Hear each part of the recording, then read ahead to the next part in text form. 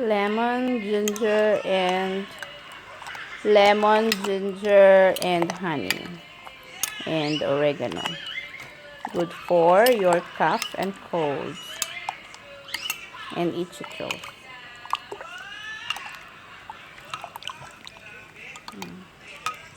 With hot water.